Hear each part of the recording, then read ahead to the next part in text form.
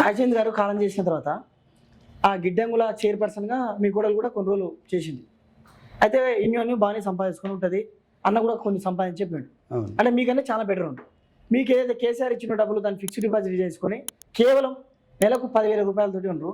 మరి ఎట్లా సర్వే అవుతారు? మీ కూడా ఎప్పుడన్నా ఏమన్నా హెల్ప్ చేస్తారా?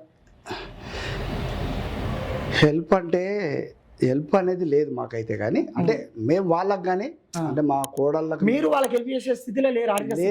వాళ్ళు ఉన్నారు కదా, వాళ్ళు ఉన్నారు కానీ సరే ఇప్పుడు వాళ్ళు ఏం భావించవచ్చు అంటే కేసీఆర్ సార్ గారు పెట్టారు కదా కొంత అమౌంట్, మీకు డబ్బులు ఇచ్చారు కాబట్టి ఇక దాని మీదనే వాళ్ళు జీవిస్తారు. మాకు కూడా కొంత కేసీఆర్ సార్ ఇచ్చిండు మాకు అని మా కోడలు రజనీ గారు కూడా నాకు నా పిల్లలకు కూడా కేసీఆర్ సార్ ఇచ్చిండు కాబట్టి దాని మీద మేము జీవిస్తున్నాం. ఓకే, ఇప్పుడు కేసీఆర్ సారు మా మామయ్య పెట్టింది కాబట్టి మామయ్య కూడా దాని మీద జీవిస్తున్నాడు. ఇక మేము ఆయన తనకి ఇచ్చేది ఏముంది, తను మేము అడిగేది ఏమి లేదు. ఇక ఉండని కొంతకాలం ఒకవేళ తక్కువ పడినప్పుడు మేము అడగొచ్చు, లేకపోతే తనన్నా మమ్మల్ని అడగొచ్చు.